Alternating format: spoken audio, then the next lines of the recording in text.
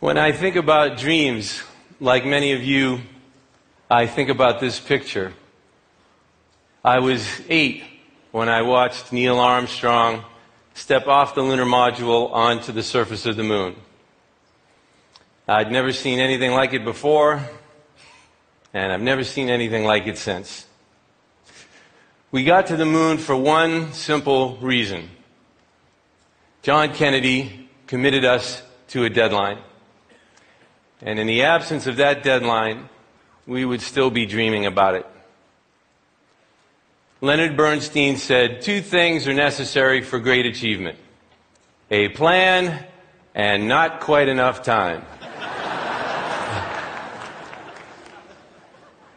Deadlines and commitments are the great and fading lessons of Apollo.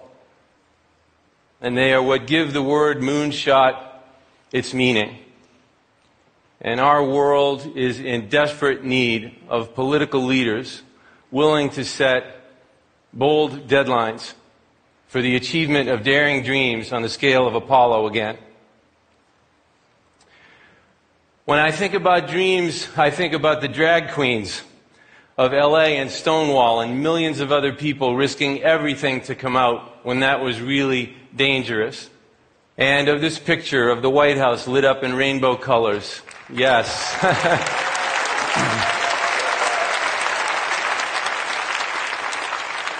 Celebrating America's gay and lesbian citizens' right to marry. It is a picture that in my wildest dreams I could never have imagined when I was 18 and figuring out that I was gay and feeling estranged from my country and my dreams because of it. I think about this picture of my family that I never dreamed I could ever have.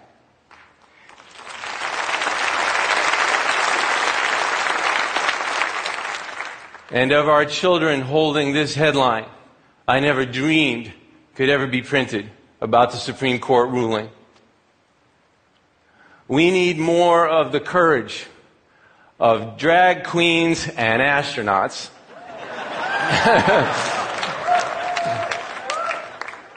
but I want to talk about the need for us to dream in more than one dimension, because there was something about Apollo that I didn't know when I was 8, and something about organizing that the rainbow colors over. Of the 30 astronauts in the original Mercury, Gemini, and Apollo programs, only 7 marriages survived. Those iconic images of the astronauts bouncing on the moon obscure the alcoholism and depression on Earth. Thomas Merton, the Trappist monk, asked during the time of Apollo, "What can we gain by sailing to the moon if we are not able to cross the abyss that separates us from ourselves? And what can we gain by the right to marry if we are not able to cross the acrimony and emotional distance that so often separates us from our love?"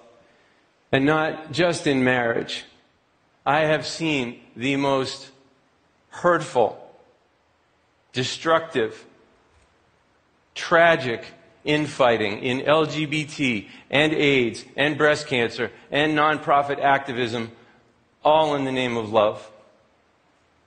Thomas Merton also wrote about wars among saints, and that, quote, "there is a pervasive form of contemporary violence to which the idealist most easily succumbs: activism and overwork. The frenzy of our activism neutralizes our work for peace. It destroys our own inner capacity for peace." Too often our dreams become these compartmentalized fixations on some future that destroy our ability to be present for our lives right now. Our dreams of a better life for some future humanity or some other humanity in another country alienate us from the beautiful human being sitting next to us at this very moment. Well, that's just the price of progress, we say. You can go to the moon, or you can have stability in your family life. And we can't conceive of dreaming in both dimensions at the same time. And we don't set the bar much higher than stability when it comes to our emotional life. Which is why our technology for talking to one another has gone vertical. Our ability to listen and understand one another has gone nowhere. Our access to information is through the roof.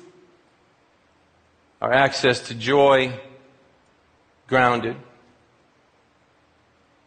But this idea that our presence and our future are mutually exclusive, that to fulfill our potential for doing, we have to surrender our profound potential for being, that the number of transistors on a circuit can be doubled and doubled, but our capacity for compassion and humanity and serenity and love is somehow limited, is a false and suffocating choice. Now, I'm not suggesting simply the uninspiring idea of more work-life balance. What good is it for me to spend more time with my kids at home if my mind is always somewhere else while I'm doing it? I'm not even talking about mindfulness. Mindfulness is all of a sudden becoming a tool for improving productivity. Right? I'm talking about dreaming as boldly in the dimension of our being as we do about industry and technology. I'm talking about an audacious authenticity that allows us to cry with one another.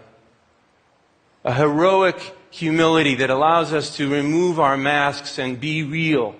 It is our inability to be with one another, our fear of crying with one another, that gives rise to so many of the problems we are frantically trying to solve in the first place, from congressional gridlock to economic inhumanity.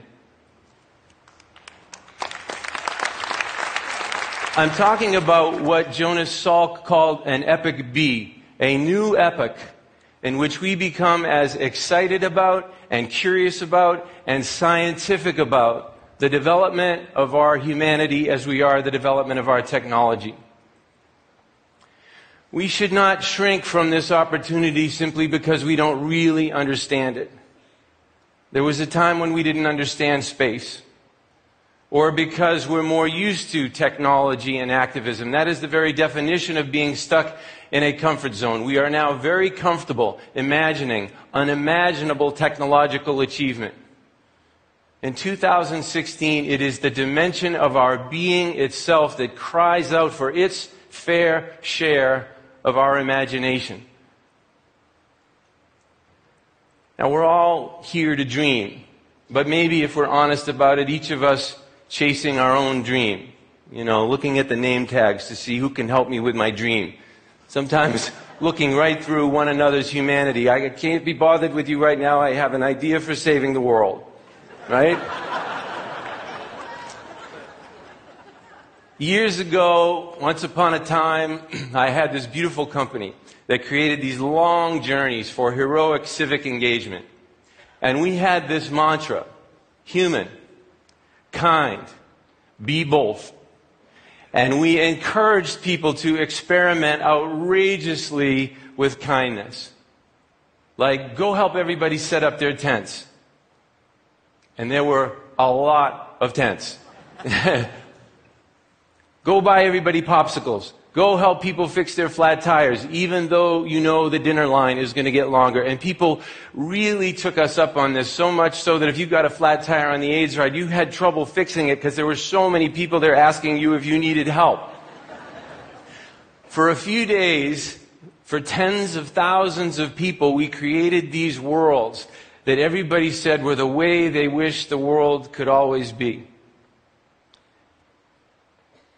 What if we experimented with creating that kind of world these next few days?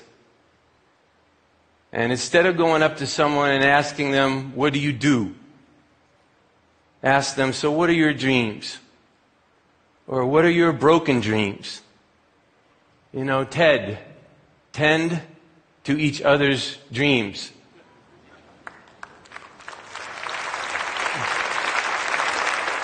Maybe it's I want to stay sober, or I want to build a treehouse with my kid. Instead of going up to the person everybody wants to meet, go up to the person who's all alone and ask them if they want to grab a cup of coffee. I think what we fear most is that we will be denied the opportunity to fulfill our true potential, that we are born to dream and we might die without ever having the chance.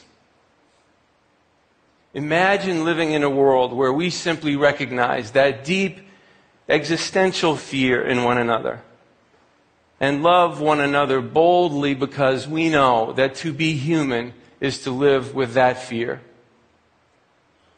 It's time for us to dream in multiple dimensions simultaneously. And somewhere that transcends all of the wondrous things we can and will and must do lies the domain of all the unbelievable things we could be. It's time we set foot into that dimension and came out about the fact that we have dreams there too.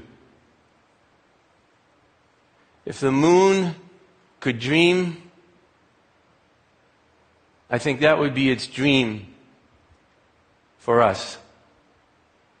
It's an honor to be with you. Thank you very much.